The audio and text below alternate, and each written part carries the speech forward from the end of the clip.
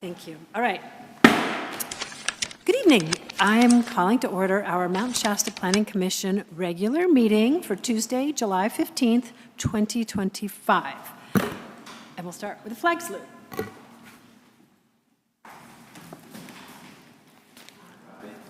Pledge allegiance to the flag of the United States of America, to the republic which stands, one nation, indivisible, with liberty and justice for all. All right, item 2, roll call, please. Commissioner Cohn? I am Here. here. I am here. Commissioner Pardee? Here. Commissioner Herrera? Here.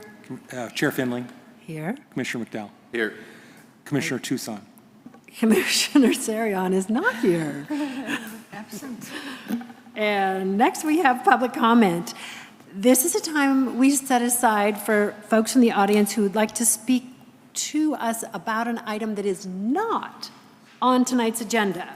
So if you'd like to come to speak to us about something not on the agenda, you're welcome to have 3 minutes. Please come up to the podium and introduce yourself.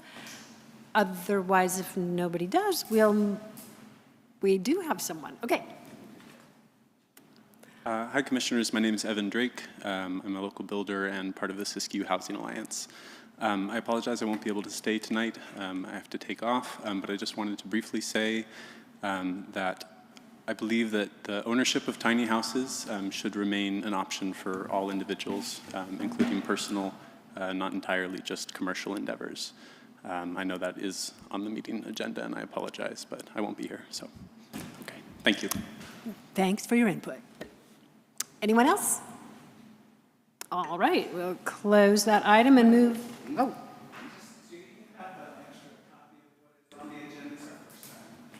Yeah, there's some right here. Okay, but I think that no one else is interested in this item, so we're going to move on to item 4, which is our consent agenda, and the item on that consent agenda is the approval of our minutes from our June 17th meeting, and if no one has changes to it, we can leave it as a consent agenda item, and I can hear a motion. I move to, what? I don't know, I move to do something. I move to accept the consent agenda item 4 of the approval of the minutes of the June 17th regular meeting. All right, do I have a second? Second. Alan seconded. All in favor? Aye. Aye. Opposed? Motion passes unanimously. Item number 5. This is a public hearing and a continuation, and our continuation is divided into 2 separate items. But this is a continuation from our June 17th regular meeting, and it's regarding the Mount Shasta Municipal Code amendment regarding tiny homes on wheels. Take it away, Jeff, please. Will do. Thank you, Chair Finley. So at the request of Commission at the last meeting on June 17th, staff did a little more research into issues related to movement, and roughly, I think the gist of the concern was that there was concern about introducing a mobile home or mobile occupancy type of unit into a single family or multiple family context, particularly with respect to move-ins, move-outs. So was ownership or could ownership be in any way construed to induce less mobility, less movement? The thought was potentially yes. So the prohibition of individual tiny homes on wheels ownership in R2 and R3 was your direction to explore that. I've done that. I've broken the recommendation, or at least the background discussion recommendation, into a few parts. First and foremost, homeownership equity is a large part of the reason that you would, as a decision-making body or recommendation body in this regard, recommend that individual tiny homes on wheels unit ownership be allowed in all zones. That does give or provide increased opportunity for what is referred to as step-up equity in home ownership. Prohibiting ownership would not only preclude that type of step-up equity for home ownership, but it would also provide opportunities for developers to come in and purchase larger lots in R2 and R3 and lease and or rent those units out, thereby providing all of the benefits of that ownership to a single individual, i.e. developer, not individual potential homeowners. Secondly, the issue of mobility. Did a little research by reaching out to jurisdictions who have had tiny homes on wheels ordinances in effect for over a year. Those sources are cited in the staff report, and also spoke to representatives of the Tiny Home Industry Association. So they're the organizing body, the legislating body, if you will, nationwide for tiny homes on wheels. I found that on average, tiny homes are moved roughly 2 to 3 times in their lifetime, and as a permanent form of home ownership or occupancy, the lifespan of tiny homes, though not as long as a foundation type of occupancy or type of residence, is a number of decades, not a number of years. So 2 to 3 times in that time frame is, by staff's judgment, inconsequential. Reasons are cited in the staff report: due to logistical concerns, hard utility connections, oversized trailer weight, permitting required for hauling. Commercial haulers are required. They can't be hauled on and off site by someone with a big truck, for example.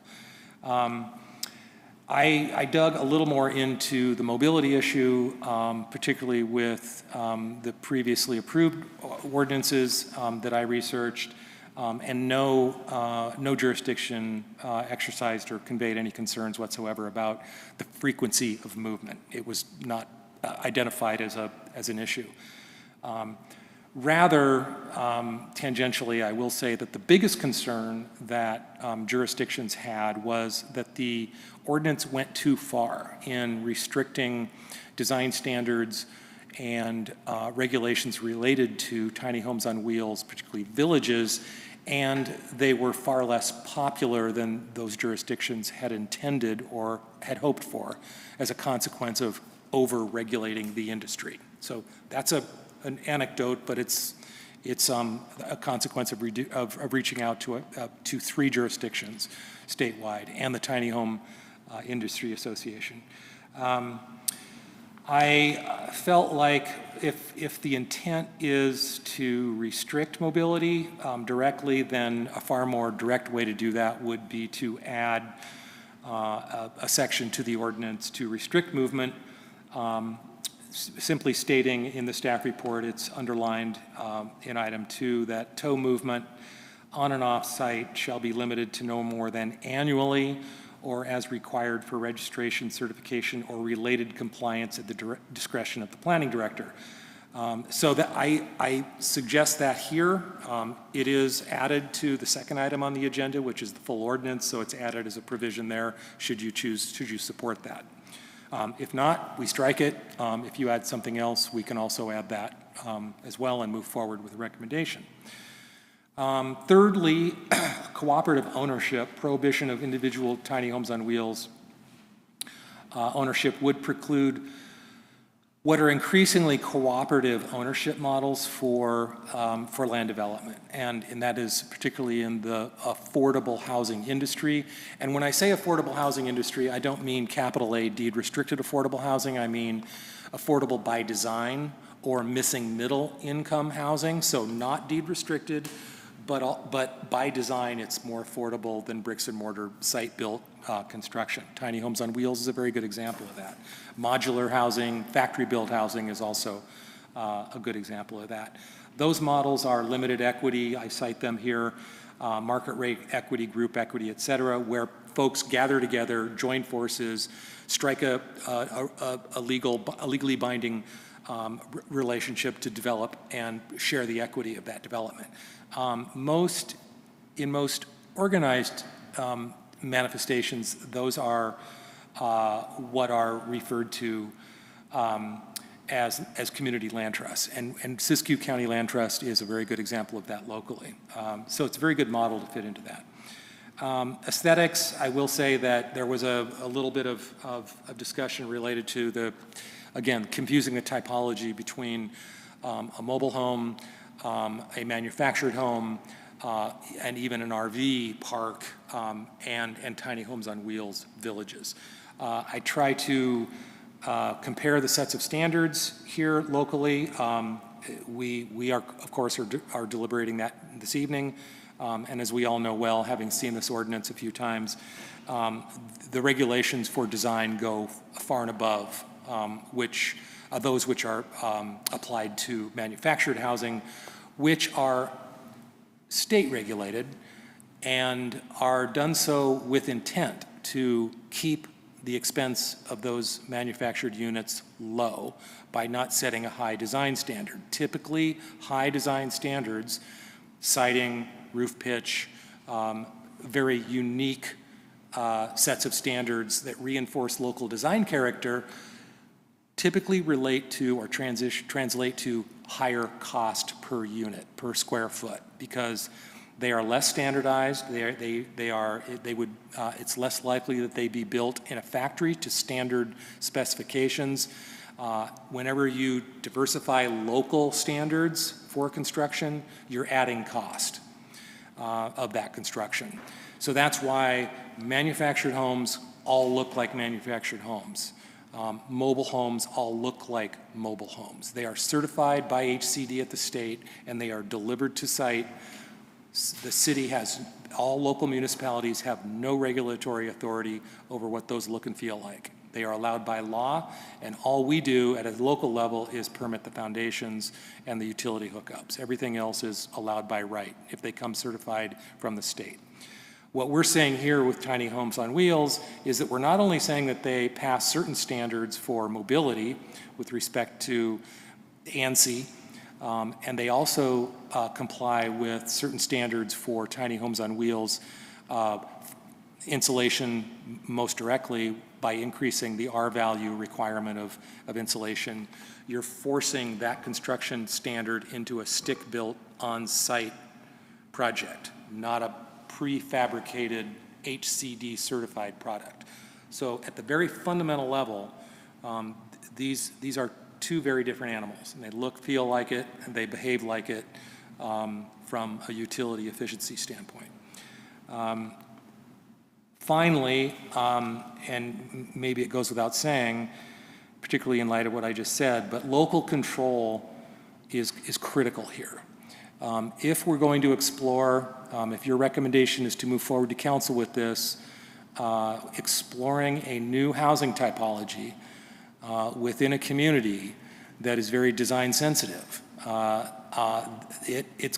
you need to make sure you have a robust set of standards to retain local control. Municipal autonomy is being lost as a product of state legislation, particularly around housing. Communities are vulnerable to that unless you develop standards, design and construction related standards to render your local review authority more robust, so that you have the regulatory discretionary teeth to require a higher design standard. And that's what this entire initiative is trying to do. So if it's design that you're concerned with, we need to drill into the details of that design. If it's mobility or other concerns related to, potentially tangentially related to ownership, I'm trying to assuage those concerns by this analysis this evening. And that's why I separated these two. Let's get this ownership thing out of the way. If there's more detailed stuff you're concerned about, then let's continue that thought and pour it into the second item on the agenda.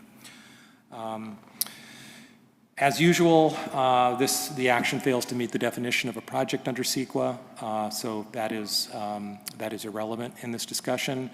The most recent legislation at a state level has made more robust exemptions related to housing, not just affordable housing, but all types of cottage-scale multifamily housing, meaning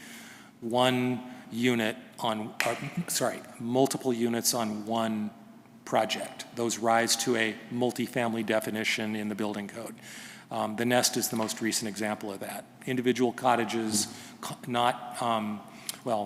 it was a mixed product type project, but it's the most relevant in your example or your experience. And by staff's judgment, that project falls to within our objective design standards, the courtyard, the cottage scale design typology. And we discussed that at length. And that is very much applicable to tiny home villages by the standard in the ordinance. So with that, I'll pause and take questions and hopefully move forward. Great, thank you. I appreciate that our discussions last month have led to more depth of analysis that we can work off of. So thank you for that. David, do you want to start? I'm still, as I stand the last time, I don't want them in R2 and R3. It's basically an RV park. You can call it whatever you want to call it, but if people are allowed to move in and out with a trailer, there's no difference between that and an RV park. You're just regulating what is on it. So. Okay. And last meeting, Jeff, you said they move annually, and then this one, you're trying to say they move 2 to 3 times in a lifetime. It's, every time it's different. My recommendation this evening was the product of more research. Wasn't your research based on people you knew and how often they move them? Yes, it was more anecdotal last time, and this time around, I reached out to jurisdictions, as I said, and refined my recommendation, so yeah. But even with it set up to where they move annually, it still allows them to be, move with the weather. Come here in the summer, move to Arizona in the winter, move back here in the summer. Well, that would be twice a year. They'd have No, it to wouldn't. It'd be once a year. They'd move In in 1 year, out in the same year, and then annually the next year, they'd be able to move back in again. They leave in January and they come back the following January. If they come in June and leave in November, they can come back the next June and leave in November. No, that wouldn't be 1 annually. year worth of time, not 1 year. Wouldn't that be 1 year? No, June to June's 1 year. 12 months. right, Yeah, but that would be 12 months. right. Not So November. they could only, okay, maybe we need to clear this up.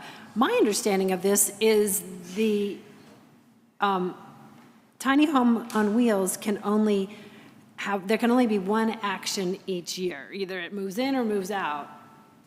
Is that? So the way I wrote this was to restrict movement to once within 12 months.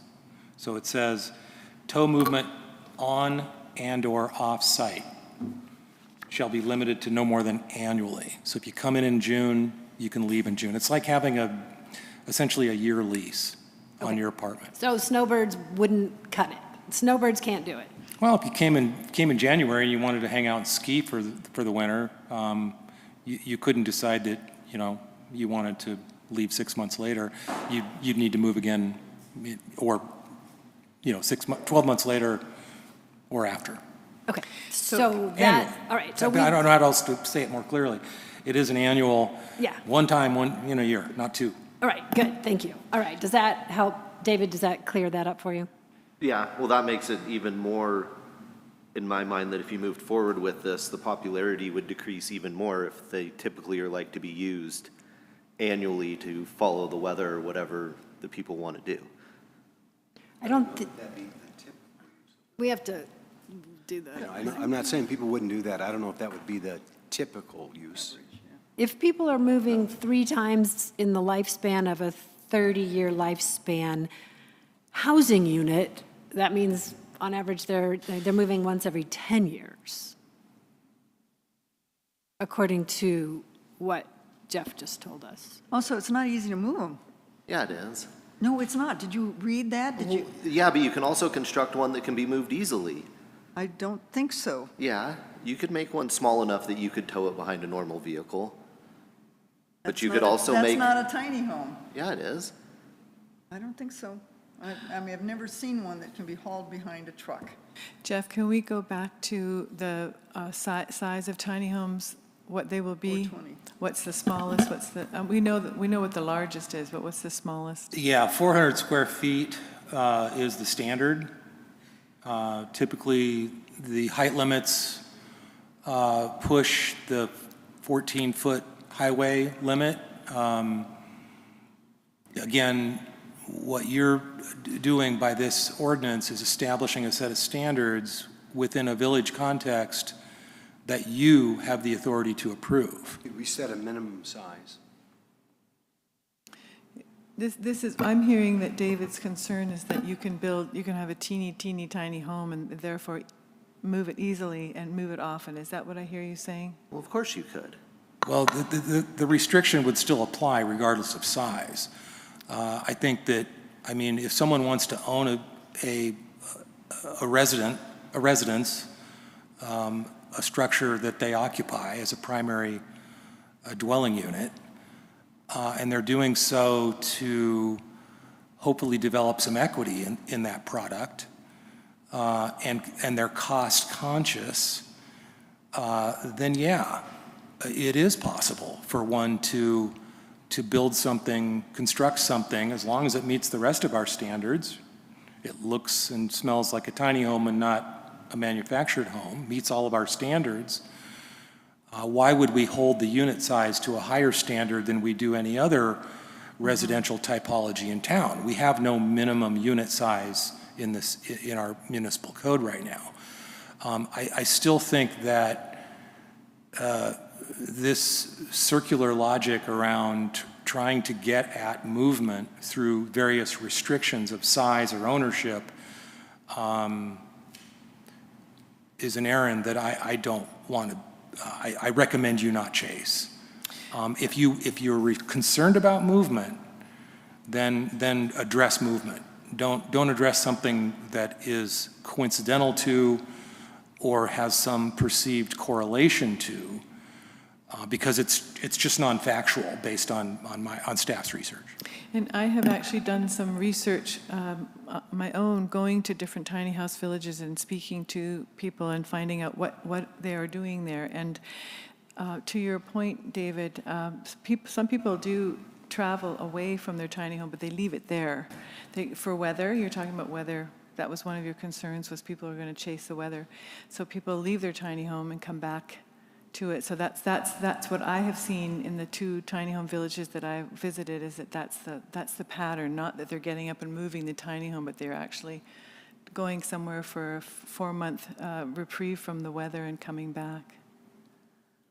So if your concern is the R2 and R3, we could look at that aspect and remove the R2. Because R3 is dense, period. I don't care what you put on it. Where are RV parks currently allowed under our ordinance, Jeff? I kind of am tired of you saying it's an RV park. It is an RV park. It is not an RV park. It's the exact same operational. It doesn't have an engine. Neither does a trailer, neither does a fifth wheel. Well, okay, so I think that we're not going to agree on that piece of it. So let's get to where we do agree. It's clear, I think that your image is tied up with, I think, the motion, but not the aesthetics of it? The movement piece. The movement piece is your concern. No, it's my objection to it is that there's no difference between developing a site and leasing out pads to somebody with a tiny home and developing a site and leasing out pads to somebody with an RV. I want to make one that only allows Airstreams. There's no difference between saying I want an RV park that only allows Airstreams and I want a tiny home village. Operationally, I can say I only want an Airstream place where they have to be there for a year. There's no difference between that and a tiny home village, So I found operationally. a piece of this that I found compelling after going through this process in this last month was the building equity piece. And even though an Airstream is, a pretty spiffy RV, and maybe they do appreciate in value, generally most other RVs don't, because they're designed to be inexpensive, or, the materials are not, not always, but generally they're not constructed in a way that the value appreciates over time, or that you build equity. And so the piece that to me became much more compelling is that there are models for somebody for entry into building wealth with equity into something, because those doors are pretty closed with the high cost of housing now. A condo is a way some people can get in, or, living in a place that has, that is pretty remote, or it looks like this provides another opportunity for people to build equity and maybe move into something else if they want to. So that I found compelling. So that was, to your point, that how this is different from an RV park. I think that is importantly one of the ways, and for me, a compelling way that this is different. But everybody needs to speak. So do we have anything else from you on this, David? I want to make sure everybody else gets a chance. No, I mean, I don't think that, they appreciate in value, but that's. Or maybe they hold their value. I don't know. Jeff, can you speak to that? Did the tiny homes on wheels appreciate and or hold their value? Or do you know, in terms of the equity building piece? What about Evan? Maybe he has an answer. Evan, do you know there before goes you Evan. go? If tiny homes on wheels either hold their value or appreciate in value in speaking to the building equity piece of this housing option? Yeah, because they're framed like houses, I think they equity and value build and grow in the same way. The trailer element does change that a little bit, but in my experience, I think that they're just as robust. They have a similar lifespan, so they should behave similarly. I haven't heard anything about like speculative investment with tiny houses. I don't know if that exists. For me more, it is about somebody spends their money on something like this and it'll hold their value. And again, it builds some equity. Yeah, it totally does. And that's mostly a product of its longer lifespan. Yeah. Thank you. Okay. Thanks. I'm taking off. Yeah. Appreciate your coming. Thank you. Okay. Team Belinda, do you have some more to? I like the fact that the difference I see, because I have an RV, is that these are winterized. They have insulation that's hardcore. They have pitched roofs, so they're able to handle the snow, or if we ever get snow again. But nevertheless, the design standard is the design standard of more like a house than an RV. So that's all. Okay, Alan? I support the idea of increasing, housing options, affordable housing. And this is, I think, a reasonable way to do it. That's all. Okay, Cindy Lee? I agree with Alan that this is important to consider increasing our housing for workforce by providing tiny houses. And these are houses that are built to last and much needed in our area. Okay, I'm going to open it up to the public, since this is a public hearing, and we'd love to get your input. If you'd like to come speak to us, come up to the mic, introduce yourself. You've got 3 minutes.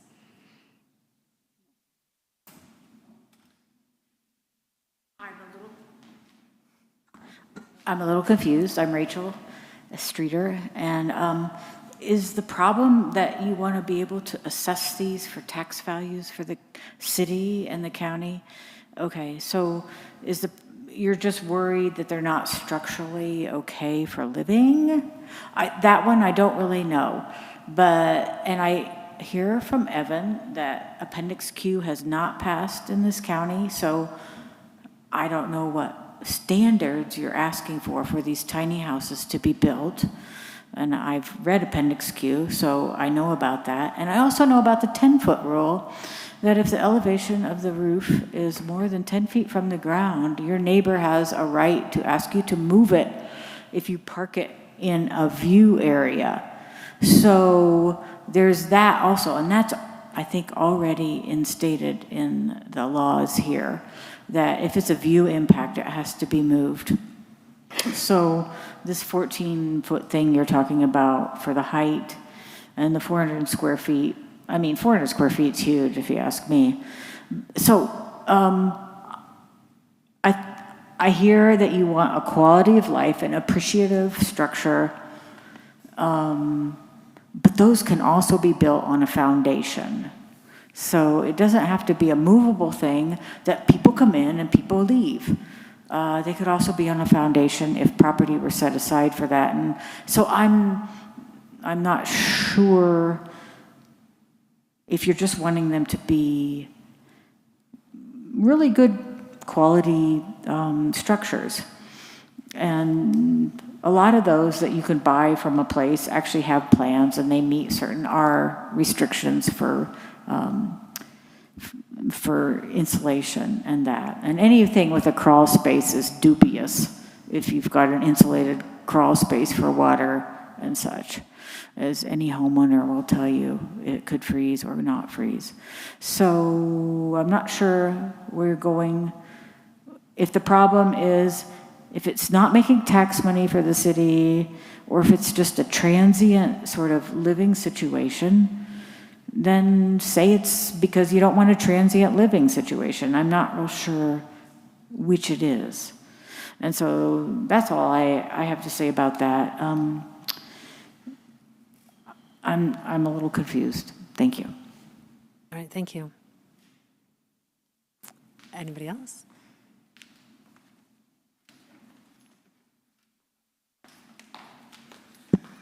Aloha. Aloha. Aloha. There you go. My name's Clay Neal Pononui Hanohanoafi Here Garrigan. My friends call me Afa. I live here in Mount Shasta. And so I'm kind of excited about this topic. It's been around for a long time. Been in and out of here for 10 years. More recently, 5 years consistent, but I was here 10 years ago when these topics came. And so it's nice to see that it's more on the front burner, front of the mind, now than ever before, which is kind of crucial. I know city councils is kind of feeling the pressure of cash flow when expenses are higher and cash flow is necessary, and talking about cuts, but I've always come with the indigenous background. And so my only thoughts is that we always looked at 7 generations deep, and that's just the way it's always been governed. Looked over long periods of time for long areas, so like 100,000 acres for 100,000 years. And the way the councils worked was they always thought 7 generations deep. And so I'm just here, throwing wind in your sails, throwing logs on your fire. I think you as a committee and a council is definitely going in the right direction, because according to my little math, our population will probably be dropping in half in the next decade or two. And if our elders and baby boomers and wisdom flame keepers are graduating and ascending, and our next generation, which is mine, and the kids below me, have no place to be here, there's going to be a double split of the young leaving and the old leaving in the next 10 years. I said this 10 years ago. I don't want to be here every decade saying the same thing. So I'm super happy that we have somebody with friends and personal relationships to get some info from, including multiple organizations, jurisdictions, and places. So thank you for your wisdom. David, you're awesome. Thanks for being kind of stubborn on your side. it brings a dynamic that we have to talk about. So I encourage you to continue to think the way you are. Love you in the middle. You're a great mediator. Just hold the balance on both sides. Amazing. And I love the right side over here, and this is in the middle. And my little thoughts is that no matter what you do about mobility, the future will be mobile. The future, my generation and the next generation, they will all be on Wi-Fi. They will come here and enjoy the mountain. They might leave their tiny house here and go to Sedona, just like anybody with a regular house. Just like any other baby boomer that does that today, whether you're in a tiny house or what, doesn't matter. It's taxable. I think there's a revenue there, but I'm encouraging this council to keep going. You're doing a really good job, really impressed about it. From what I'm hearing, I'm almost thinking about setting up a manufacturing company with your specifics here in town, because what you're talking about is a design with super insulation and super trailer with super length, super height, super zoned, whatever. And in X amount of time from now, a year from now, 2 years from now, there's no reason why we couldn't create a manufacturer right here that's with these specs, because it would be rented immediately. Immediately. Every tiny house that you ever put on this place, if it's $1,000 in rent or less, it's immediately rented. The demand is so high. The supply is so low. And I'm talking from my generation and lower. And so I'm super excited about where we're going. Be open to the fact that mobility it's only going to get stronger in the future. So less restrictions like we're talking about here. Design, blocking the view. You're going in the right direction. All the little things will come as we go. So good job. I'm happy to be here. So just want to blow some good energy and positive vibes your way. Proud of you. Aloha. Thank you. All right.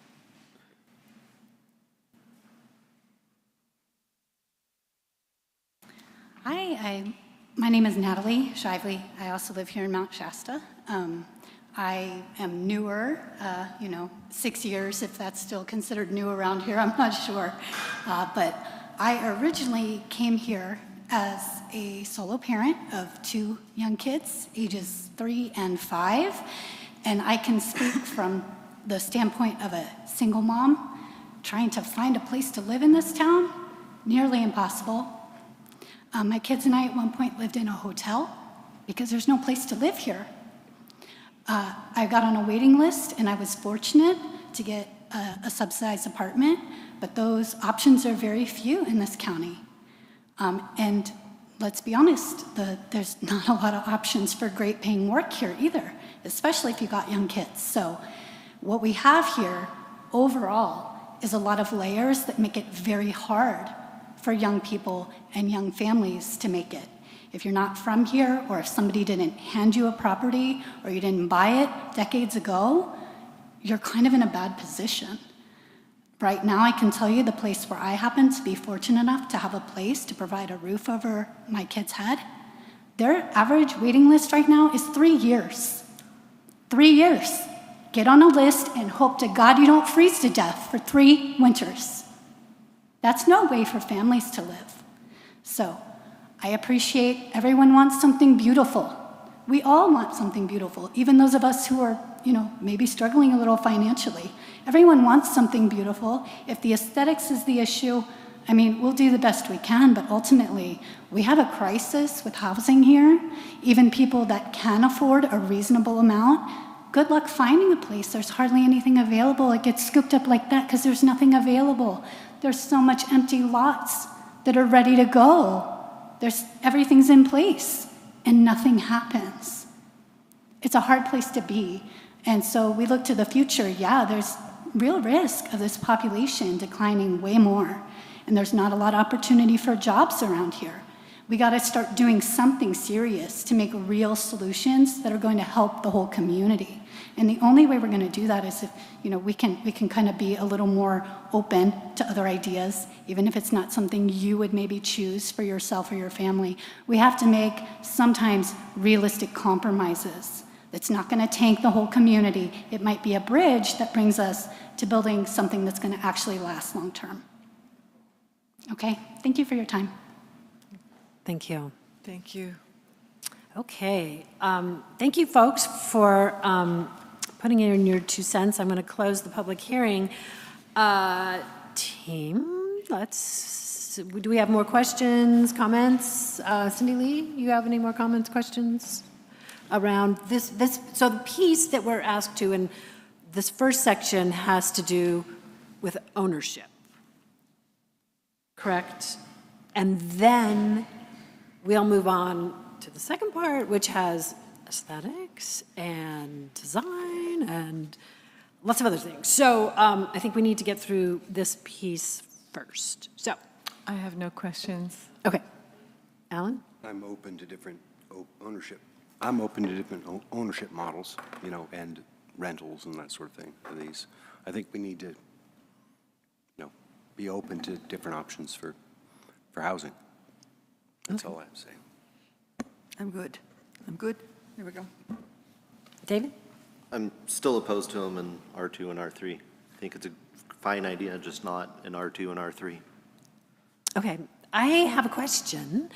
When you said there was, I don't know, code designing remorse around overregulation, did you have examples of that? From the other areas, other places? I think it was Humboldt County that indicated that their village, individual tiny homes was taking off as ADUs. Villages, they had established a set of standards that were, I reviewed the ordinance, I used it as a model for ours. I think by comparison, ours goes a little further. We have a little more rigorous set of standards, particularly around landscaping. We tie in our objective design standards, the cottage courtyard typology, so it gives you another layer of discretion to be more discretionary, more subjective in your interpretation. And I think that Humboldt County was faced with a market that was less elastic when it came to those kinds of concerns. In other words, higher bar for design, more expense for something other than the unit itself, site amenities, et cetera, was a bridge too far by their estimation for villages. So they've got no villages in almost a year and a half of the ordinance. They do have individual tiny homes on wheels as ADUs. So they overregulated the landscaping piece? I guess I was trying to distill that. The site-related standards. That they felt not the like... unit standards, and the design standards for the unit were just as robust as ours: roof pitch, siding, cladding, window mullions, double pane windows, insulation requirements, and so on. But tiny homes, typically most people that are building tiny homes, site-built tiny homes, are doing so to minimize travel distance between supply and demand. So to the public commenter's point, to develop a construction industry at a local level is going to increase the affordability, decrease the transportation costs, and those standards are automatically met because they're being built to suit the market and being built to suit snow load and being built to suit context. So my feeling is that after speaking to these folks that if you require more robust local standards, you're going to get more robust local product built locally. That's the value. That's where you have site control, you have unit control from a design and development standpoint. And if you are permitting these, you're providing that entitlement and not HCD, then you're in control of the look and the feel of these things to ensure that they look very much different by their very DNA from an RV or a manufactured home. And so did you, in comparing what's been proposed so far to what Humboldt County did you think that ours was similar in terms of site design, the site standards that were a I think so, barrier? but to reiterate, I think that we actually go a step further because we are incorporating by reference our objective design standards. Humboldt County, I don't believe, did that and don't have objective design standards. So the thought was that if, by virtue of the general plan land use, the general plan housing element, having a program that specifies tiny home villages to implement state law, and particularly for missing middle housing, and to develop objective design standards to further our compliance with state housing law, and then to go further to incorporate both those documents by reference into this legislation is very much in line with the intent of not only our general plan, but we're bringing the municipal code into alignment with the general plan. And that by law is your charge. You can find that, I can cite that specifically if you were to give me a little time, but you are cited both in our municipal code and state statute that provides for your existence to ensure that those two documents are aligned.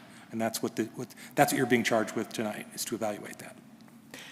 And one more thing on ownership is, would you say then that we have, with what's proposed, the flexibility of a range of ownerships from an owner-developer creating a place that would have tiny homes on wheels to rent, or a hybrid where a developer would have potentially some on-site that they own, that they rent, and some places where somebody could bring their own, and something that is that the tiny homes on wheels owner moves to a place and leases their spot? Do we have that whole range of owner opportunity?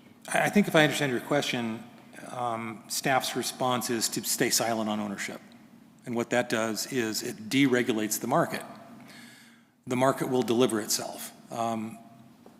Developers, homeowners, home builders speculate primarily for ground cost, and unit cost. They also regulate, by comparison, certainty of schedule to having a rooftop ready for them. Time is a developer's enemy. So by remaining silent on ownership, in other words, deregulating ownership, you're providing more certainty in the approval process and less regulation to delivering the unit to market. You're allowing the market to deliver itself, to flourish. You're not over-regulating, which is the concern I discovered in Humboldt County. So why not regulating the hybrid, one model or the other model are all possible? Yes. And who knows what else? Who knows what else is The out there? market so decides to deliver and rent some and sell some, then they can. Okay. Okay, thank you. All right, team. Any more questions? Grab your... So from the standpoint of permits, taxes, property taxes and permits, and what kind of permits do they need? Do they get, a home or developer has to pay permits to pay to the park and all the other things that we do? How do these work in that situation? They're given what's called a land use permit by planning staff. So that's the first bar they need to clear. So compliance with this ordinance would be the measure for that. And secondly, they're given a building permit when that unit when the site that it's being delivered to complies with those standards. And that is construction related, pad access, utilities, just like an ADU or just like a cottage courtyard, for example. The idea is that we're trying to set up at least 2 points at which we can, as a regulating body, control the outcome. And if the site standards are too onerous, we're discovering that, or I'm learning through outreach that you can overregulate and develop a set of standards that are costly to comply with. And we're trying to find that balance point. So if you're allowing a project to come through by right with a conditional use permit, then you will see that project. You'll get to evaluate it. They will if they pass your standard evaluation, then they will be issued a land use permit, or what we're calling a tiny homes on wheels permit, which includes all the, meeting all the rigorous design standards we have, including CC&Rs and homeowners association to ensure that they're complied with. And then secondly, with that entitlement in hand, they move on to the building, the construction side of it. And these things will need to be constructed locally. So it's possible that we could even construct them to ensure that they substantially conform, which is a legal term of reference. Substantial conformance is a discretionary judgment on the part of the regulating authority. Sometimes it's you, sometimes it's me, or the planning staff, to ensure that the construction thing complies with the built item, the built tiny homes on wheels does comply substantially with what you approved in your tiny homes on wheels land use entitlement. So we get 2 looks at it. Long answer to your question, sorry. I've got a question. Isn't the open ownership model somewhat at odds with shared amenities? If you had a development site where you had, let's say you developed, lawn area and a picnic shelter and that sort of thing, and the developer does a mix of these use types. He built out 3, rents out 2, and is speculating on the remaining 2 or something. Well, in my experience, again, in other jurisdictions, the short answer is no. HOAs and CC&Rs are very common, and to provide for private streets, parks, amenities, to amenitize a development project. So they tend to be associated with more exclusive developments because they are onerous and they're expensive. Mm-hmm.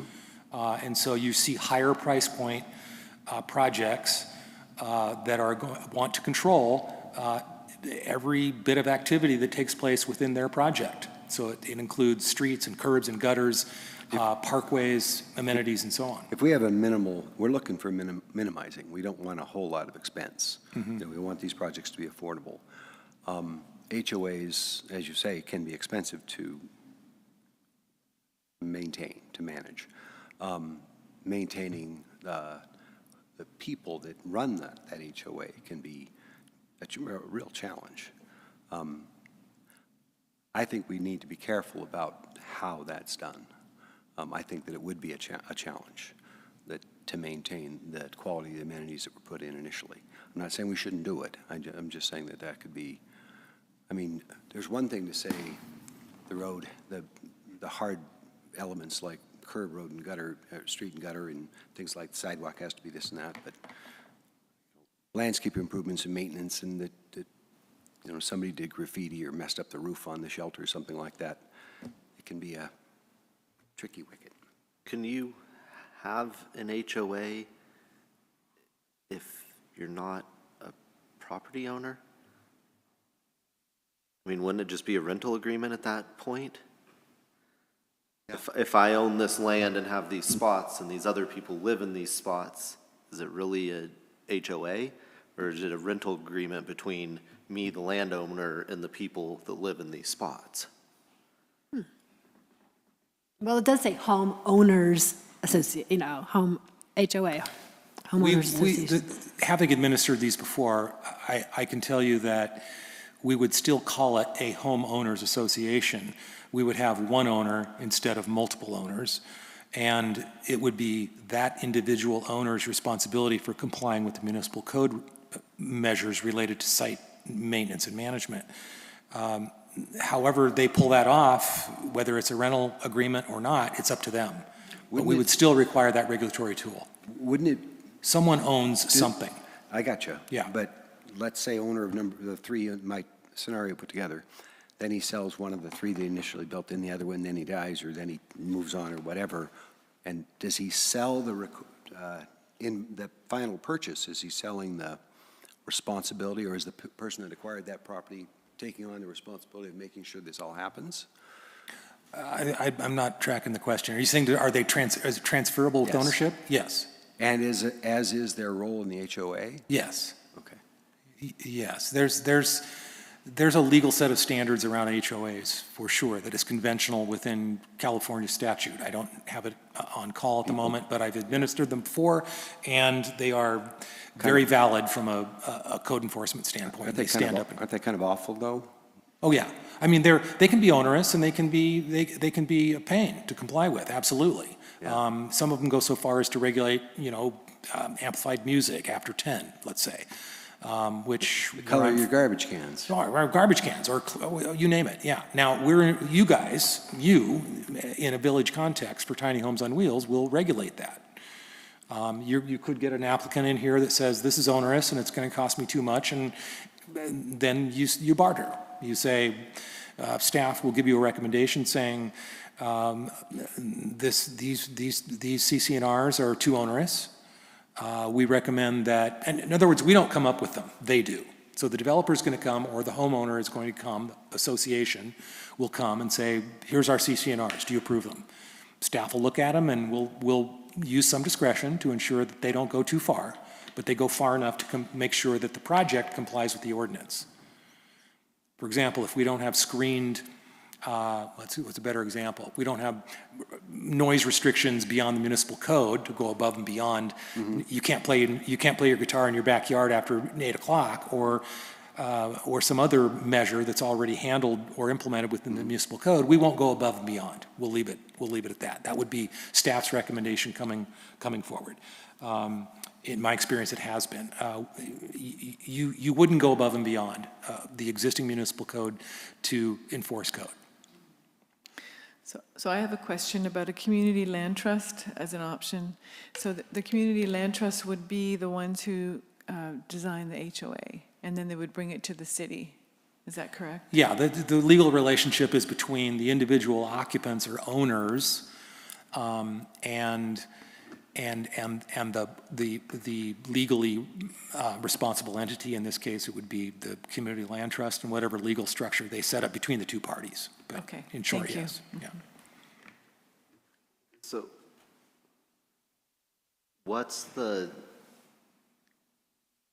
if one were to get developed, but it sounds like the development costs exceed the profit potential, so that's probably why they were never developed in Humboldt, is because the cost to develop a site, there's no payback on it. There's not a quick enough return for a developer.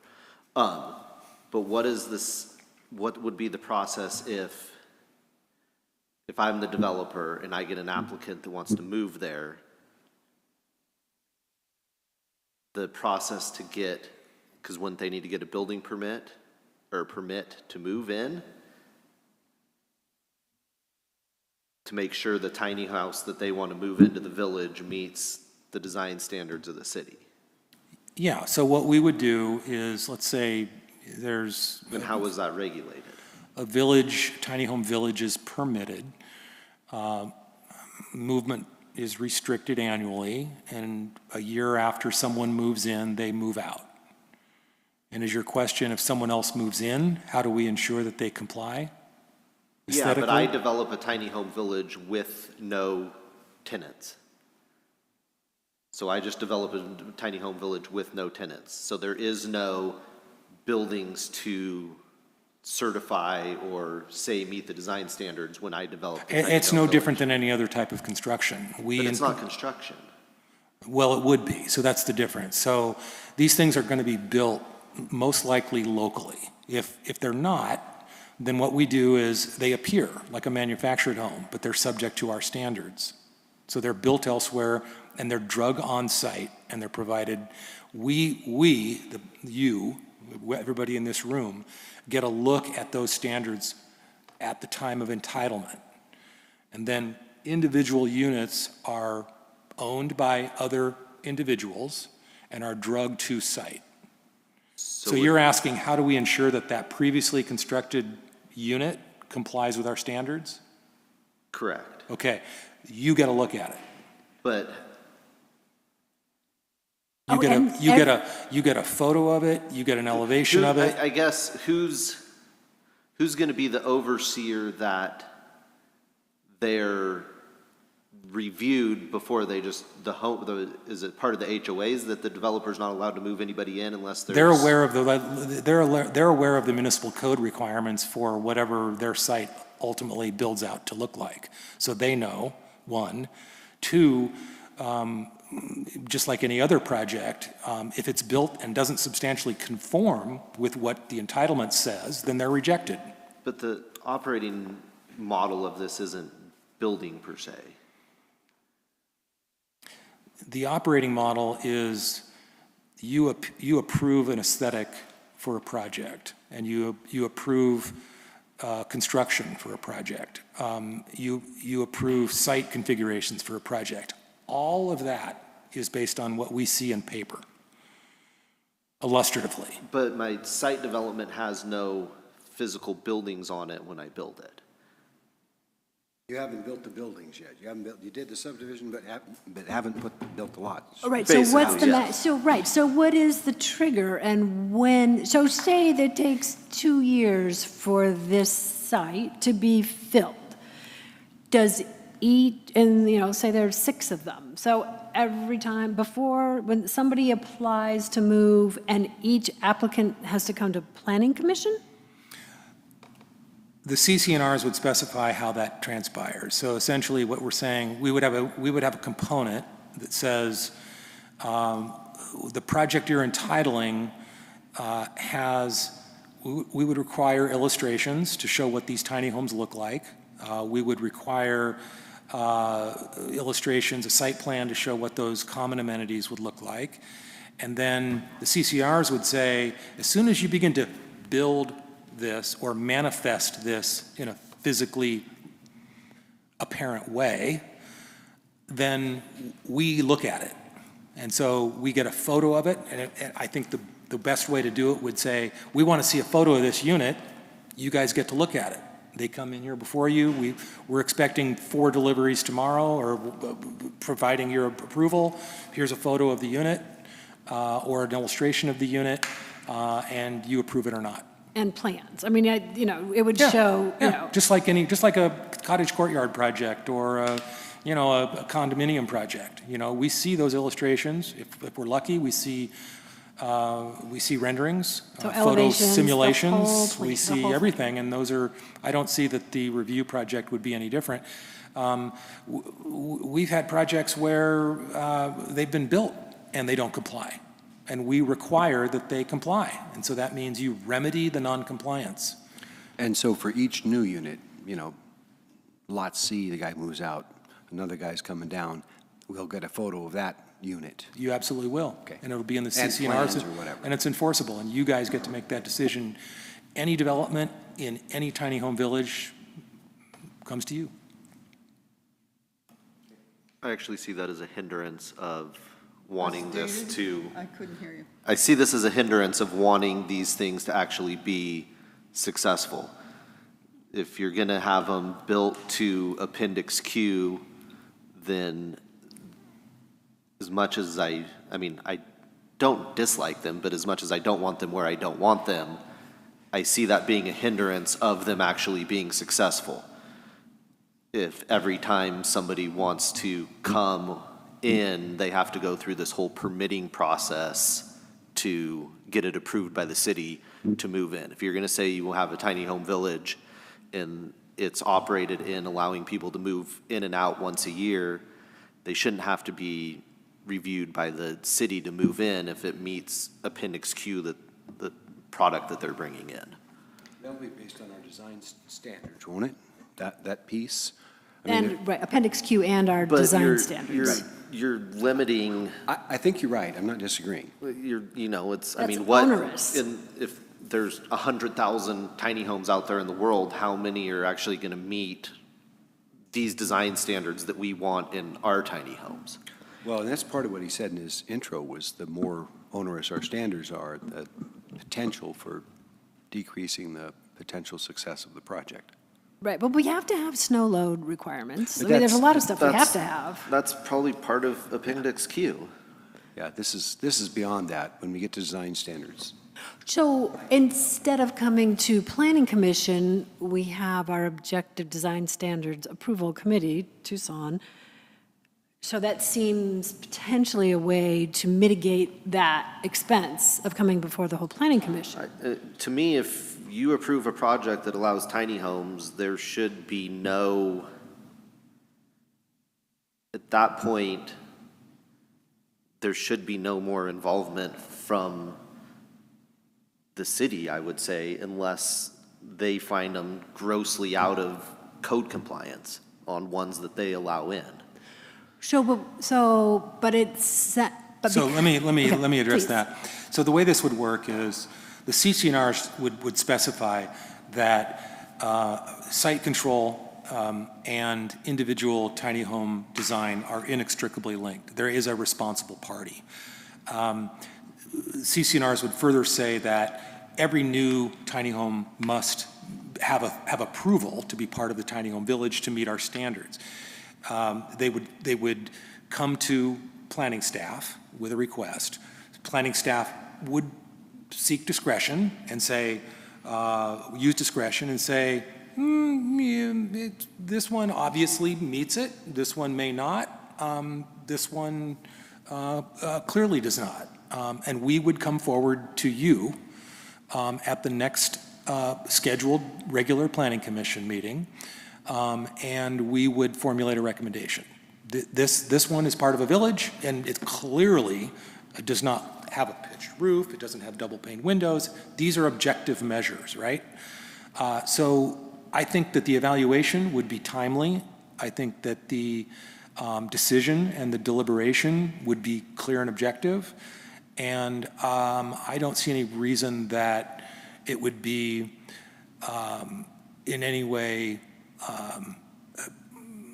would any way dissuade someone from choosing this housing typology, because there may be a delay of nowhere beyond 60 days of time between them coming to the counter and you guys weighing in on it. How about cost? But if I could move my tiny home to KOA and set up in KOA without having to go through any of those restrictions versus going to this tiny home village that has these restrictions, why would I choose the tiny home village? Well, first of all, there's versus- an assumption there that the KOA has room for tiny homes. I don't think they do because of the vertical clearances.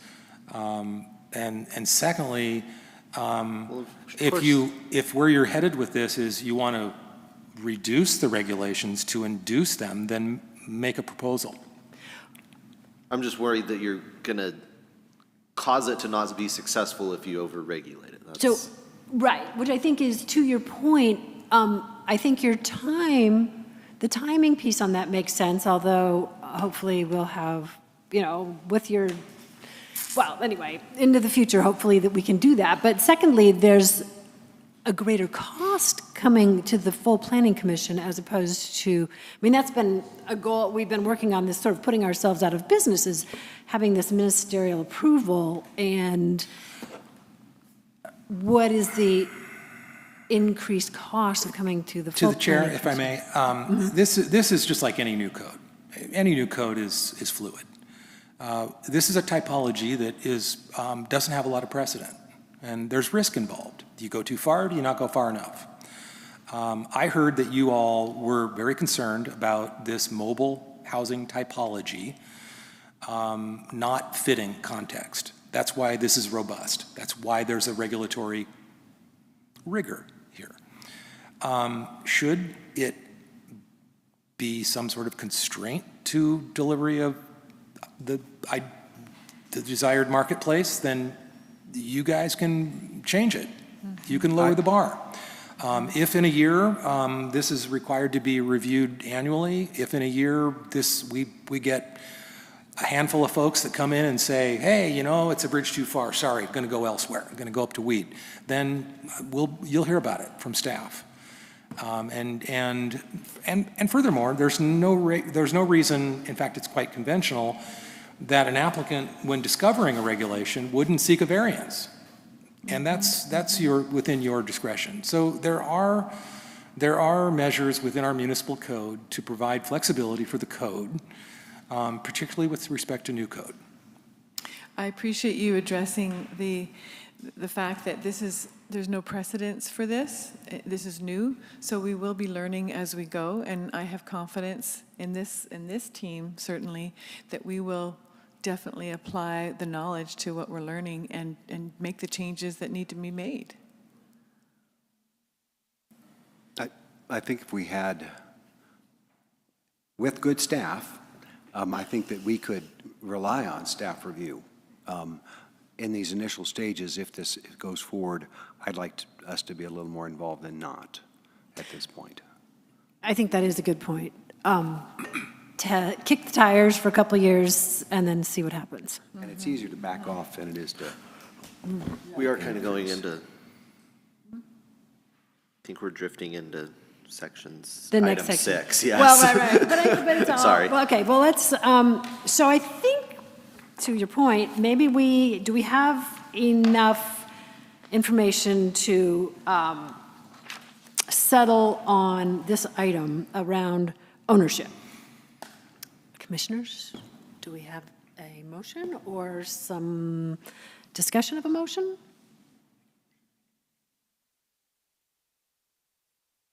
I know, it's like, come on, you guys, why is it always me? Because you're good at it. You're so good, You you're guys so have been good. more involved. Alan, go for I it. have a hell of a time saying, no, I'm going to give Cindy Lee a chance. But I need the right verbiage, so feed it to me. Well, I don't know what is in your head, so I can't. David, do you want to do it? No, because I'm a nay. Let's see. Hand up. I can make it simple.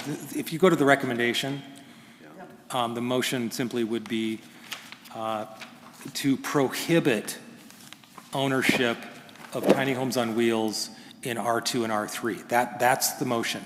So you all are voting to either support or prohibit. So a yes vote would prohibit ownership, okay? So based on my reading the tea leaves, we're going to get one yes vote for this motion and 4 no votes, if just to read my tea leaves. If you support ownership diversity, you're going to vote no for this recommendation, okay? How do you make that Well, or motion, though?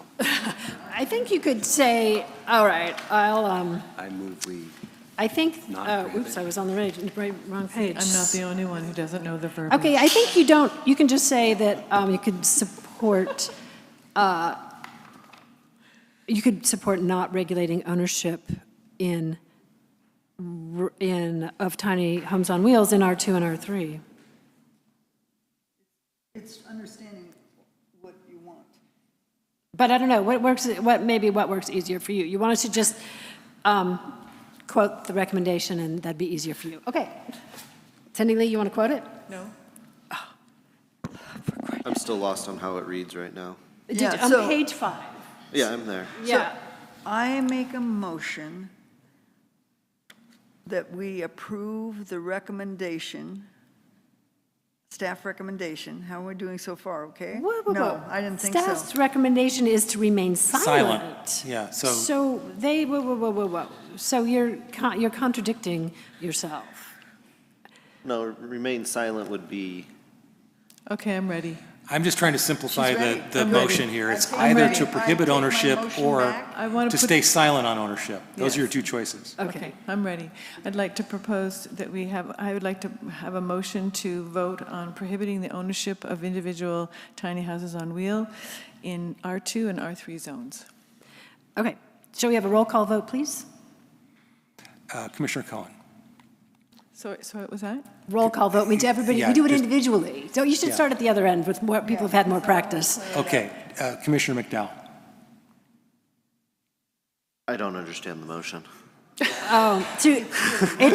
motion is to prohibit, Means you don't want ownership. Do you want to prohibit ownership? do you want to prohibit individual ownership in R1 and R2? So if you want to prohibit it, which I think you want to prohibit it, then you would say yes. Then I guess yes, yay. I think you're coming at this backwards compared to our normal It is backwards. desires, so that's why it's I'm sorry, confusing. I was trying to simplify it, and I obviously went too far. How about we just simply say, the staff's recommendation is to remain silent on ownership. Do you So- want to remain silent on ownership? That's That's a clear. better way to put it. Okay, Okay, let's so do when that. do you feel like retracting your motion? I'll retract it with great regret. And now, would you like to make a motion to, how about if I make the motion, which I hardly ever do, to remain silent on tiny home ownership of tiny homes on wheels? 203. In any, no, this Okay. would be in Is- any zone, Yeah, the ordinance remains silent on ownership. That's what you're. that the ordinance would remain silent on ownership in any zone in our municipal code for tiny homes on wheels. Okay. That's my motion. Is the motion clear? Yes. Okay, Commissioner McDowell. Do we have a second? Sorry, second, sorry, Second. yes. Alan seconded, Okay, Alan roll second. call vote. Nay. Okay. Commissioner Finley, Chair Finley. Aye. Commissioner Belinda. Belinda. Aye. Commissioner Pardee. Aye. Commissioner And Cohen. I. Okay. Okay. Motion passes. Motion passes 4-1. Thank you. Team, that wasn't easy, but we got through it. All right, This was a learning moment. Thank you for the learning moment. all right. Well, I think I have never run into anything that said to be silent, and that is what confused the heck out of me. Yeah, I know, I apologize. Yeah, so you're fired. Yeah, I'm fired.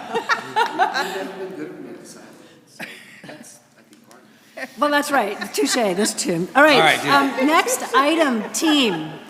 Our next item is our public hearing, again, so if folks want to chime in, please do, regarding our Mount Shasta Municipal Code Amendment, Tiny Homes on Wheels Ordinance. Jeff, take it away. Yeah, I'll be real short on this. Nothing's changed with the exception of adding section 18-18040, general requirements. E, movement restriction, tiny homes on wheels movement on or off-site shall be limited to no more than annually or as required for registration, certification, or related compliance at the discretion of the planning director. All right. So we're adding that to the standards that this was, I'm sorry, let me rephrase. This item was continued from the June meeting. We reviewed the ordinance at length. I presented the details. There were lots of discussions, and we were hung up on one item and one item only, and that was ownership.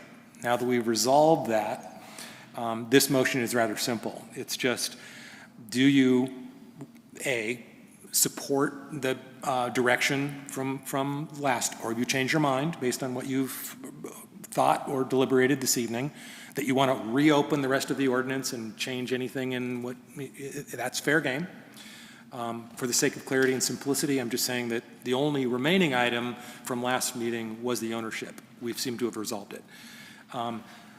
What I'm talking about here is in addition to what you reviewed last month to regulate ownership, regulate movement, not ownership. Can I get it? Okay, is that it? Yeah. All right, team, David, please. Just a clarification that when it says no more than annually or as required for registration, certification, or related compliance, so does that mean that, like, I don't know, the plumbing goes out and it needs to be taken off site to repair? I guess I'm trying to figure out what the second part of No, that. registration and certification and related compliance is vehicle registration and certification for mobility on public roads. So there's a certification through ANSI, which I understand is required, an inspection is required prior to being mobile on a public highway or state highway. And the reason that caveat is in there is staff's thought was that if these are site-built by an enterprising individual, let's say someone buys land and builds these tiny homes on the same land, and then which is allowed. Construction of anything of these might be allowed under the code. We needed a hook in here to ensure that if that village, if it were part of a pre-approved tiny home village and they were built on that same site and they needed to be hauled off or transferred somewhere else for licensure purposes, we would allow that. Ideally, and again, this is new enough that I don't know if those licensing bodies are mobile enough, they would come to the site and license these for certification for highway transport. I doubt it. I think they need to be inspected off-site. And so that provision in code is allowed for. That was helpful. Thank you. I appreciate that. Anything else, David? No. Okay, Belinda? Alan? Is it still a tiny home? Can these be built locally and transported on a low bed, put in shape and dropped? Or do they have to have their own? Chassis. Yeah, there you are. I missed the question. What? Can these be built on site? Yes. Somewhere and put on a low bed trailer? Yes. Transported to the site? Yes. Put on its foundation and pulled away? So Can the it be low moved bed out? trailer can be the wheels, That's what I'm asking. as opposed to No, having no, its no, own I'm sorry, chassis? no. The answer is no. I missed your, no, they have to be on a So- chassis and mobile, yeah. Tiny home on wheels. It's defined as staying on wheels, yeah. A mobile home, when they were put in place, having owned one years ago, they took the wheels and stuff and the carriage out, Yeah. but they left the They dropped the unit on a rails in foundation, there. right.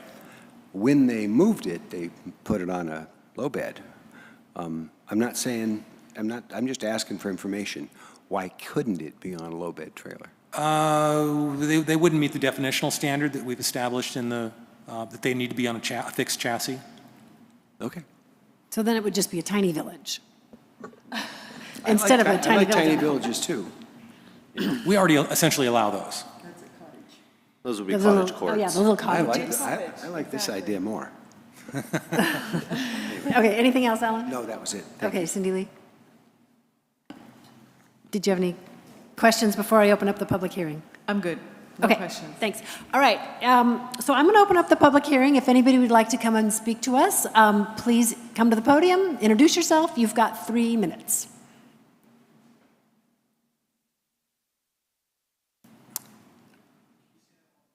Please, if you'd like to speak to us during our public hearing on this topic, which is sort of our second phase of the Tiny Homes on Wheels ordinance, please, you're welcome to come up now during the public hearing and come to the podium, introduce yourself, and you have 3 minutes.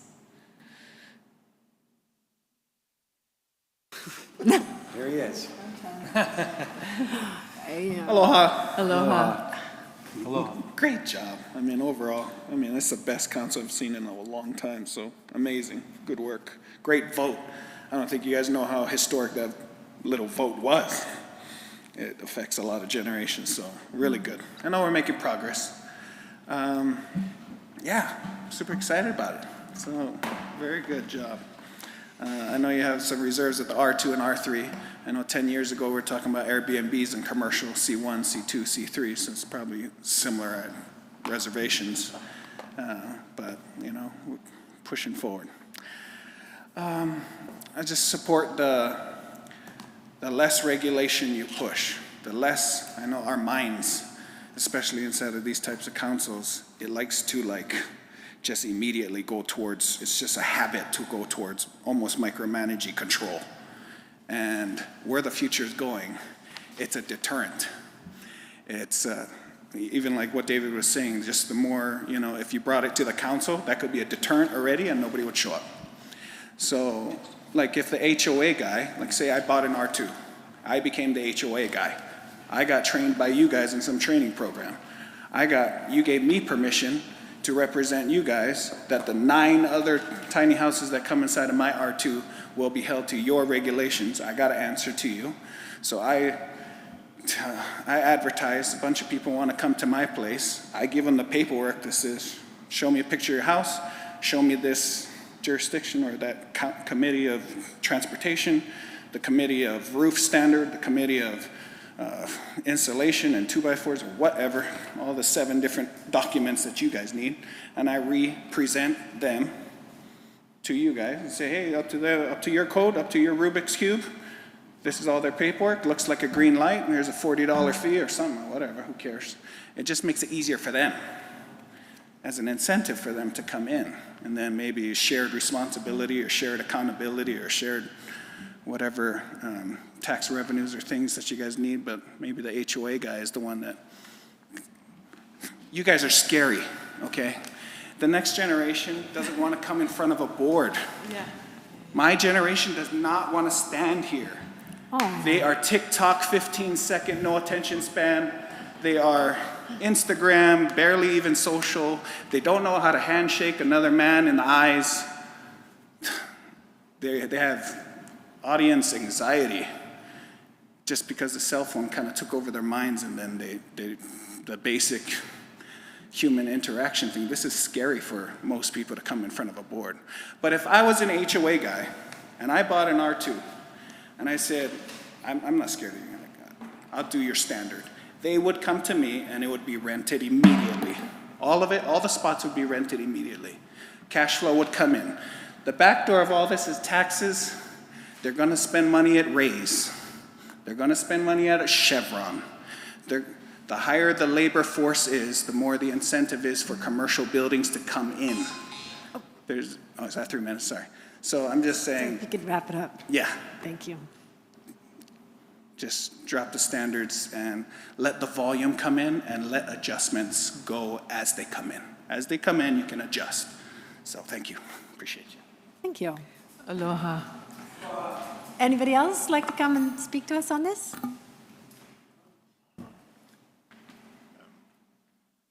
Hello, my name's Jonathan Shaw. So I went through the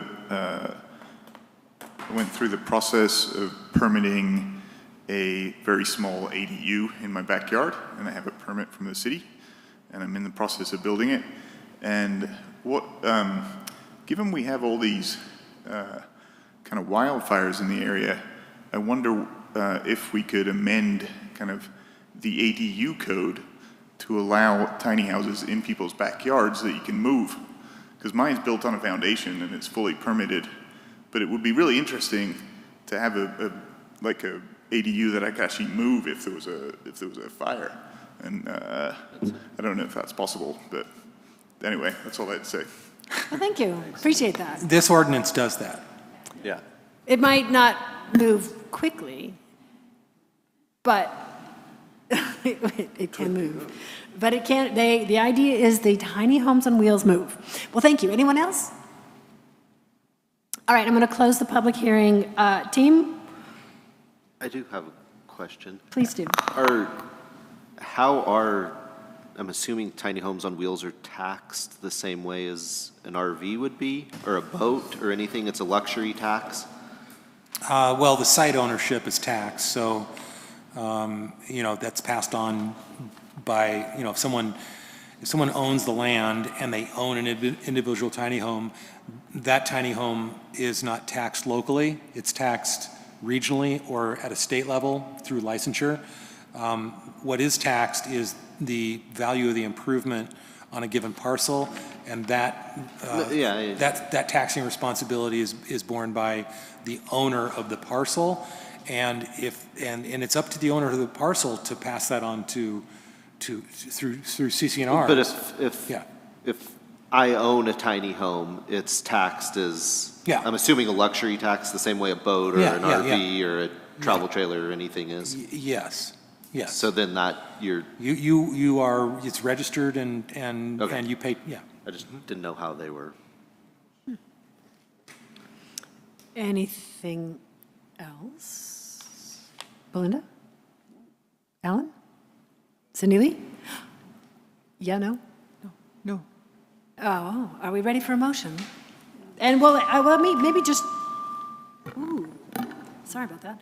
Let me check in about how the team feels about the addition of the limitation on movement. adding that is something new. We haven't really discussed it. Let me just make sure, if somebody makes a motion, how the team feels about that addition. It's on page 8, it's at the bottom? It's at the very bottom. I'm for it. I think having some limits to the number of times it can be moved is reasonable. I'm assuming somebody comes in April, they can move in April, and somebody can come in September and move in September. It's not like, right, just a 1 year from their occupancy. I think Yes. as much as I'm against them in R2 and R3, I actually don't think you should have the movement aspect in it. If you're gonna go ahead and go forward with this, take away the movement thing, or make the movement thing only applicable in R2 and R3. In C1 and C2, people can come and go as they please. I think there's something to the argument of not having them moving in and out all the time, the disruption that causes. I think there is some value to that. But I think that it's gonna hinder the success of the ideology. Okay. Well, I think to Jeff's point about typical movement being every decade, this may have no influence at all. I mean, to your point about snowbirds or I think it's more the sunbirds. hindrance of somebody being forced to sign a 1-year lease. You're basically forcing them into signing a 1-year lease at this place. Well, my impression of this is that they're only required to stay a year, and after that, they could stay, then after 13 months, they could go, or 17 months, or Yeah, a but decade and a you're- half. That part doesn't matter. It's just that initial limitation, that movement limitation initially.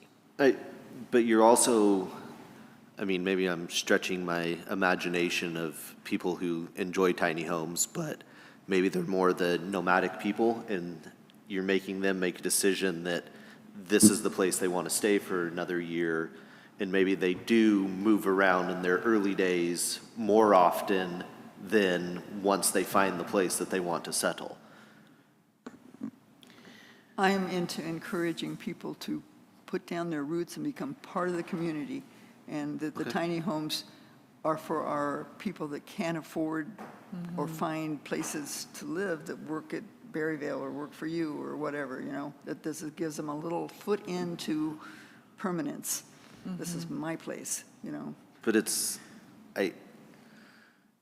maybe I'm wrong, but I don't think that it's going to dramatically, it might provide a opportunity to have a place to live, but I don't think it's going to lower the cost of a place to live. But by the time you buy a unit that's $60,000, $70,000 and pay a $500-$600 slip fee a month, you're not really in the affordable housing But it's context for one I think we're person. talking about the equity that They don't gain equity. they own it. Well, that's the piece that it sounds like, and then we got some verification, was that because this is constructed in a way that is more durable, you do, if you own it, or if you bought it So- with on a loan, but you're paying on it similar to a mortgage, that you actually do build equity, You might, according to maybe equity, but not appreciation. Maybe I'm unknown saying the wrong about- thing. And appreciation unknown. Maybe it holds its value, maybe it does appreciate, depending on who knows what is down the pike. I suspect if it stayed in place for 5 or 6 years, it would increase in value. You've developed a little landscape around it, and it looks like it belongs now. I don't know whether, we can also change this down the line. I Okay, think we're yeah. starting out tough, and if we need to become less tough, that can be changed. It's hard to move it forward, it's hard to And if I may, become more tough. the variance provision is alive and well. So if someone were to come in and say, I want approval, but I want a condition of approval, which is to eliminate any aspect of the code, then it's your discretion to approve that request or not. So it will, if it's a hindrance, it'll come to you. Early speculation on these projects typically is vetted by planning staff, and planning staff will say, this is new code, we have a variance provision within our existing code, and it's a condition, it's possible that any discretionary permit would come forward with the potential for conditions imposed by the regulating authority. So Bob, the developer that has his lots that I laid out earlier, one of the guys, he says, he comes to the city and says, this guy only wants to stay 4 months. I want a variance on this lot, so he only has to stay 4 months. Yeah, and then you condition the, now it's setting a precedent. And then if we find that that is kind of happening regularly, Yeah. then we might need to peel back. I mean, the best code is flexible code. So you need to develop it in a way that gives you the authority. You start with a high bar and you pare it back to suit the market, but at the same time, you don't turn away the market if it delivers with a conditional request. So, with the I'd like to speak to the information that we're getting from the public, and we're getting it all the time, every day, that there's not enough rentals for people who want to come here and work and live. So, and we heard someone say that people become aware of this availability, it's going to be rented just like that. So I just want to speak to that is the prevailing need, so that's where we're going to be housing people. I'm not Are we good? I'm not arguing against that. I'm not arguing against no, any of it. I didn't think you were arguing. I just wanted to look. I look at patterns, and the pattern here is that there's not enough housing for people who want to live here. If people need to have a conversation outside of our deliberations, could you please take that outside? Thank you. That's it. That's all. That was just my point. Yeah. Are we good? So it sounds like there is interest in adding this movement restriction from Belinda, Alan. Did you have thoughts about the movement restriction, including it? Yeah, having it 1 year? Yes. Okay. Yeah, I said- And Cindy Lee? Yes. And David? I think we did that in the last one, didn't we? We didn't, The conversation, I think, but we need to pin it down here about whether we're adding this to the ordinance that we're voting on now.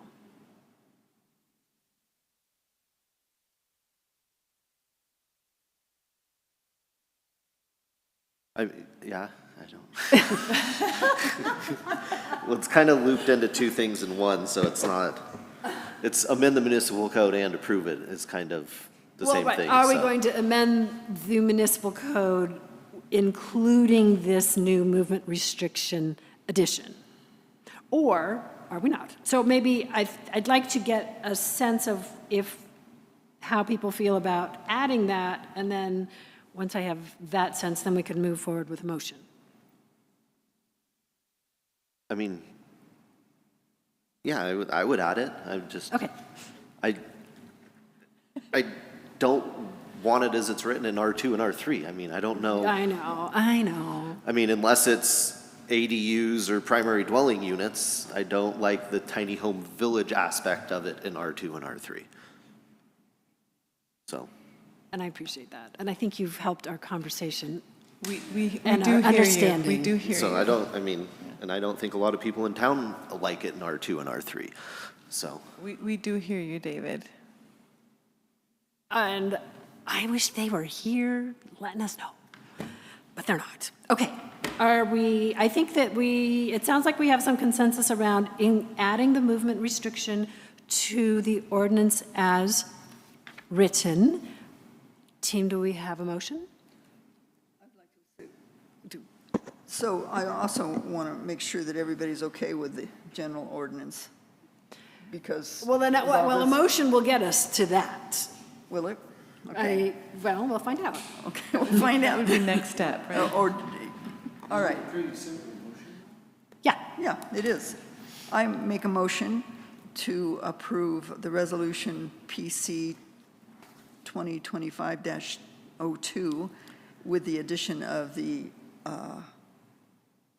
ordinance MSMC Chapter 1818, Tiny Homes on Wheels, and that's the movement restriction. That's .40, .040, yeah, the movement restriction. Okay. Yeah, that's the motion. Okay. Is that right? Do we have a second? Yes, I second that. All right, and Cindy Lee, seconded. All in, ooh, do we want a roll call vote on this? Maybe we want a roll call vote, please. Yeah, Commissioner Cohn? So you would say aye or nay? Aye. Do you, yes, do you? Yes. Okay. Commissioner Pardee? Yes. Commissioner Higuera? Yes. Commissioner McDowell? Nay. Chair Finley? Aye. Okay, the motion passed. We have approved the resolution. Did you need us to make a motion regarding the CEQA categorical exemption? Yes, please do that. All right, so we need a second yeah. motion, please. I don't even know where it is in here. On the page 8.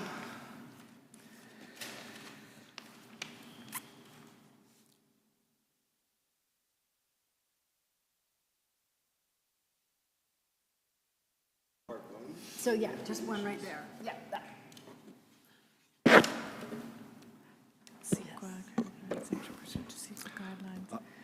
I move we find the action qualifies for a CEQA categorical exemption pursuant to CEQA guidelines, section 15061B3, or common sense exemption pursuant to the findings conveyed in the resolution PC 2025-02, and Okay. amend. Oh, well, we already did the other we one, already did amending the the other one, ordinance. The amendment. Okay. All right, so I have a motion that, regarding the CEQA exemption. Do I have a second? I second that. Cindy Lee, seconds. All in favor? I think we can just go for it. All in favor? Aye. Opposed? None. Motion passes unanimously, and we have made our way through the tiny homes on wheels ordinances. We have, Jeff has a legacy for tiny homes on wheels. Thank you for your hard work on that. Yeah, so for procedural clarity, this will move to council. We'll shoot for the August meeting, probably the latter, well, certainly the latter meeting, so the 28th, I think it is. And it'll be a public hearing. Your recommendation and the context therein will be conveyed to council. And that'll be another bite at the apple that the public will have. It is fair game for you all to present your justification for your findings. Typically, the chair would show up and support or speak to any questions associated with that. So That would not that's be an option. typical. That would not be typical, FYI. And staff will, in the staff report for context, attach staff report here, and so they'll understand the context associated with the R2, R3 ownership issue. So it's not the last time this will be vetted publicly. So that's all I have to add to that. Thank you. All right. Let's move on to item 7, commission and staff comments. Would you like to go first, Jeff? Yeah, I will say that my replacement has been selected. We moved very quickly over the last week and a half or so. We shortlisted and interviewed. A woman who is got a great deal of experience down in the Central California area. Tuscadero most recently, well, not most recently, but previously as the most relevant example. So mountain community with similar size, similar context. Or more recently, not a Tuscadero. Yeah, then most recently, another community, the name of which escapes me. Sorry. Anyway, 2 small towns, similar in size and scope and disposition. And she'll fit in great. I spent the day with her, gave her a tour of the town, a little bit of show and tell around the department, brought her up to speed on all the issues, and she was already finishing my sentences. So she's dealt with a lot of this, objective design standards most recently. Hasn't addressed the tiny homes on wheels issue, but it will be her responsibility to carry forward at the outcome of council. So her starting date is August 4th, and you'll see her in your August meeting here. And that's all. Wow, That's all I got. cool. Commissioners? Cindy Lee, do you have any comments? I do. I miss you already. Thank you. And I just appreciate, I have a lot of gratitude for moving quickly, and from what you're describing, it sounds like a good replacement. Alan? Yes, thanks for taking the time. I do have one question. If I was talking to Ken Kellogg earlier today, is there any chance you have a model for, apparently the city doesn't have, if you wanted to have a memorial bench, donate a bench downtown or something like that, they don't have a format for doing that. Do you have any sort of ways that cities have done that in the past?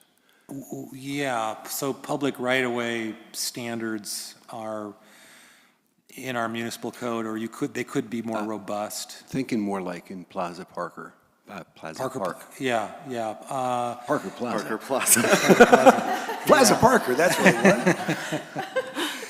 was. Yeah, it would take an amendment to the municipal code to add more design,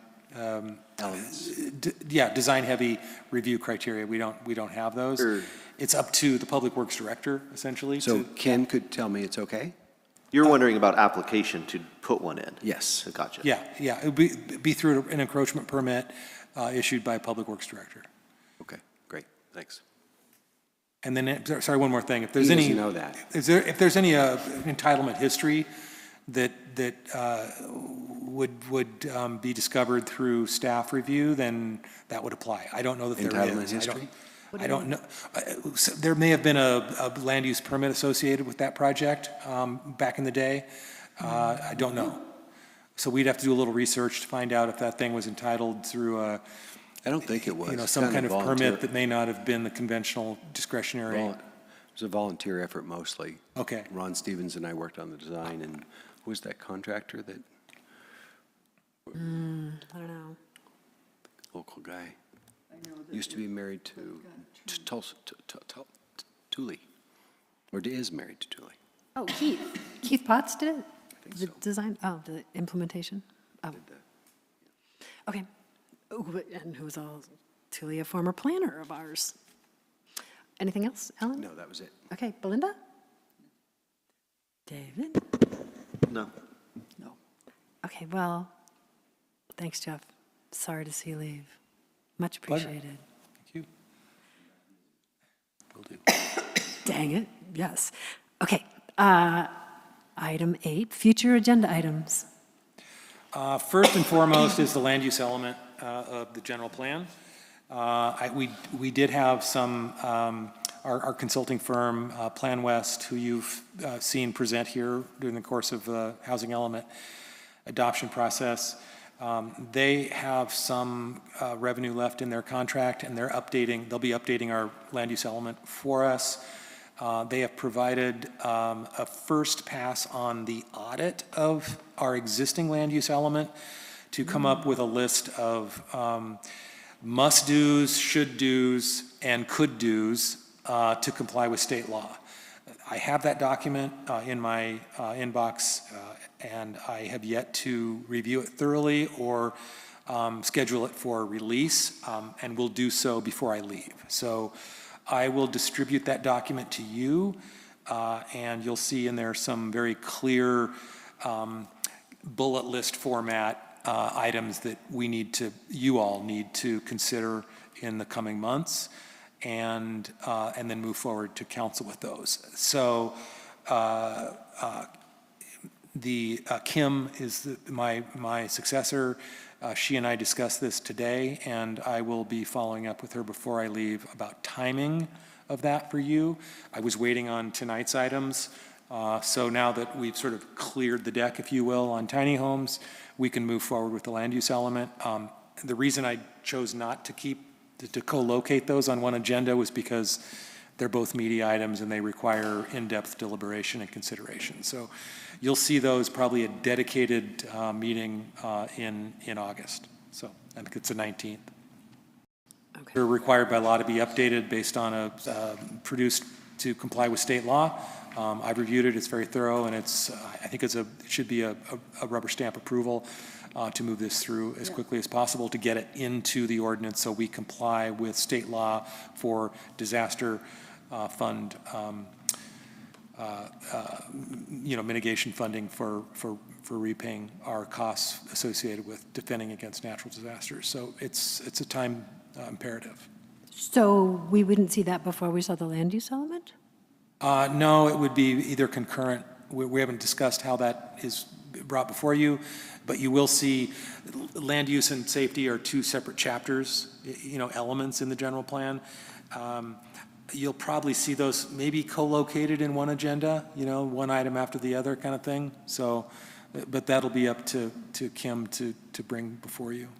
I'm assuming the land use element's going to be a number of months to It sort could through take that. a number of meetings, and I kind of feel like we could put them both on this first agenda to get the safety element moving through rather quickly, so it goes off to council, and then really dig into the details of the land use. Yeah, so that's probably I've got a tentative calendar set out for about another year. So those two were actually on the same agenda in August, pending results tonight. So. Okay, anything else? No, that's it. Oh. Yeah.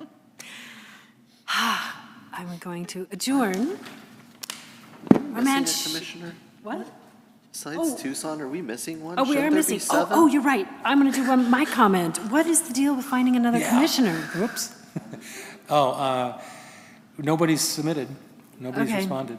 It has to be in city, huh? In city, if anybody's watching, resident, yeah. listening tonight, if anybody wants I to thought- join our commission, we need a 7th person. Evan the way- was Lives inside Mount Shasta city I limits. thought the way it was written, you could have more than 3 that don't live in the So they city. have 3. No, it's a Only 3. quorum that lives in the city. Yeah. Yep. 4. Gotcha. Alas. Okay. Are you out of seat? Yeah. Yeah, the 3 of us. All right. I'm adjourning our Mount Shasta Planning Commission regular meeting for Tuesday, July 15th, 2025. 7:24.